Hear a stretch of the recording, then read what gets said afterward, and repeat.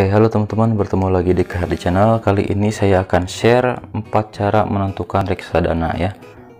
Sebelumnya jangan lupa like, comment, subscribe channel ini ya, dan share juga jika berkenan. Oke, langsung saja 4 cara menentukan reksadana. Yang pertama adalah kita menentukan tingkat return, kedua tingkat resiko, ketiga dana kelola, keempat expense ratio ya. Kita bahas yang pertama dulu ya. Oke, sebelumnya di sini ada macam-macam reksadana, ada pasar uang, ada obligasi, ada saham, dan ada produk reksadana syariah ya. Kita coba analisis di pasar uang dulu ya. Oke, ini pasar uang. Kita coba klik discover more. Nah, di sini nanti kita filter. Nah, untuk yang pertama kita tentukan tingkat return tertinggi ya. Tentu kita menginginkan return tertinggi dari sebuah produk reksadana. Nah, di sini kita bisa lihat ada 1 hari, 1 bulan, 3 bulan, 5 tahun atau year to date ya, dari awal tahun sampai hari ini. Kita coba yang 1 tahun dulu, kita terapkan. Nah, dalam 1 tahun, nah inilah kinerja reksadana ya, yang paling tinggi Sukor Invest Syariah Money Market ya. Nah, ini paling tinggi dalam 1 tahun, 1 tahun ke belakang ya. Returnnya sekitar 6% ya, 6% lebih 1 tahun, 6%. Artinya jika teman-teman menginvestasikan 1 juta ya, tinggal dikalikan saja 6% dari 1 juta itu ya, sekitar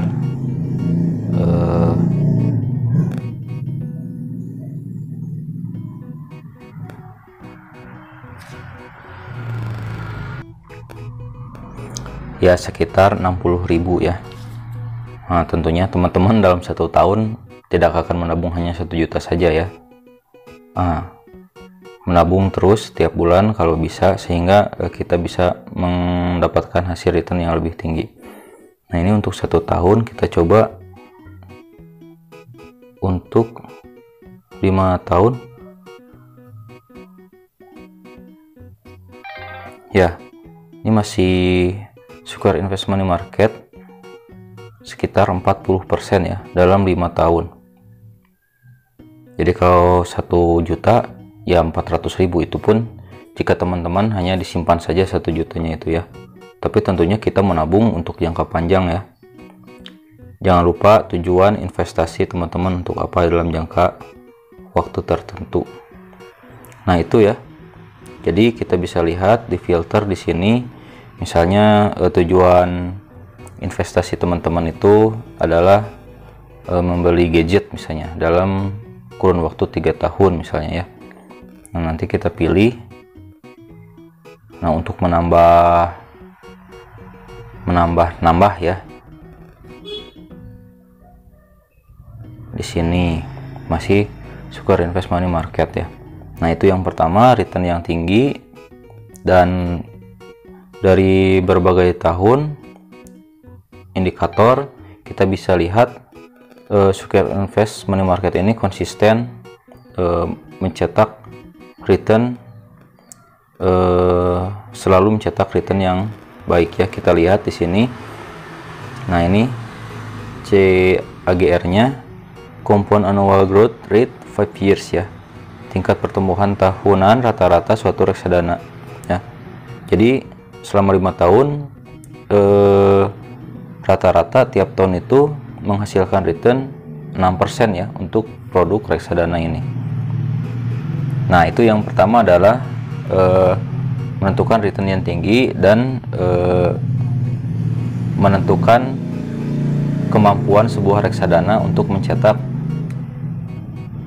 return yang konsisten tiap tahun. Oke, itu yang pertama. Yang kedua adalah tingkat resiko ya. Jadi teman-teman, untuk reksadana ini ada yang naik turun ya grafiknya ya. Jadi kadang naik kadang turun. Nah, bagaimana kita bisa menyikapi kenaikan harga ini. Nah, untuk pasar uang sendiri ini karena resikonya paling rendah ya, dan returnnya tentu ya dibandingkan dengan produk reksadana yang lain ini lebih kecil ya, resiko rendah, returnnya pun lebih rendah, tapi rata-rata lebih tinggi dari deposito di bank ya yang 4%. Makanya bisa kita lihat di sini ada 6%, 4,7, 5% ya, dan lain-lain lah. Untuk menentukan tingkat resiko, kita bisa melihat max drawdown-nya. Ya, jadi ini tingkat penurunan harga dari puncak ke titik terendah dalam suatu waktu tertentu ya. Kita lihat misalnya dalam 1 tahun. Nah, rata-rata ini 0, sekian ya, bahkan ada yang 0%, berarti ini memang bagus ya. Nah, bisa dilihat ini disebut pasar uang itu adalah reksadana yang aman ya, karena memang penurunannya tidak signifikan ya.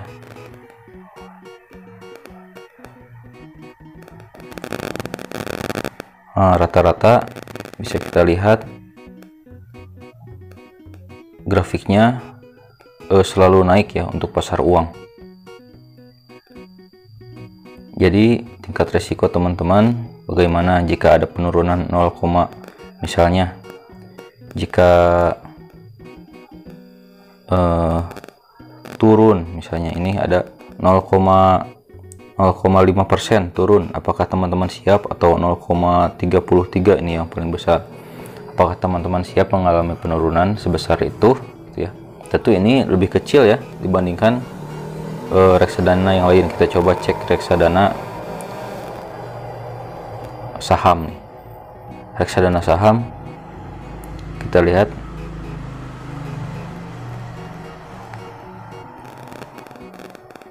drawdown-nya tahun.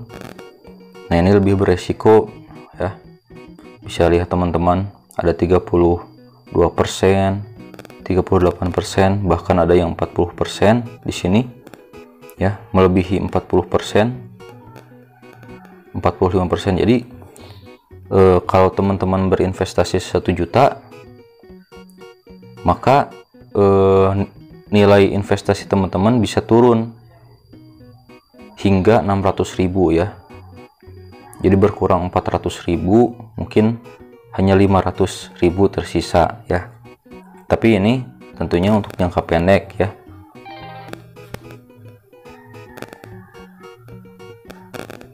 Nah, itu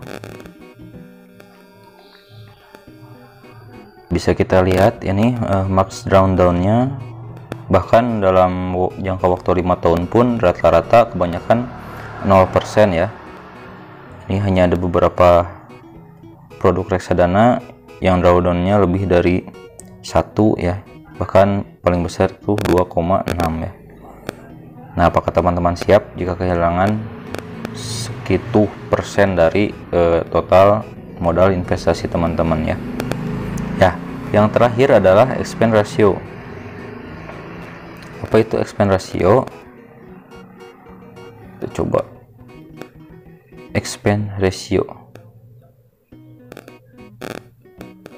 Nah, expense ratio adalah biaya yang diperlukan untuk mengelola sebuah produk reksadana ya oleh manajer investasi atau orang yang mengelola uang yang kita investasikan di produk itu ya. Nah, jadi bisa lihat di sini 0,0 ya. Jadi lebih kecil expense ratio sebuah produk reksadana itu lebih bagus ya. Artinya tidak banyak biaya yang dikeluarkan dari total reksadana kita, sehingga kita mendapat keuntungan lebih banyak lagi ya, seperti itu. Nah, bagus untuk pasar uang memang cenderung lebih aman ya jika dibandingkan dengan produk reksadana yang lain. Ya, jadi itu teman-teman ya, silahkan pilih produk reksadana berdasarkan 4 kriteria tadi ya, yaitu tingkat return, tingkat resiko, dana kelola, dan juga expense ratio. Ya, semoga bermanfaat. Terima kasih. Sampai jumpa di video berikutnya.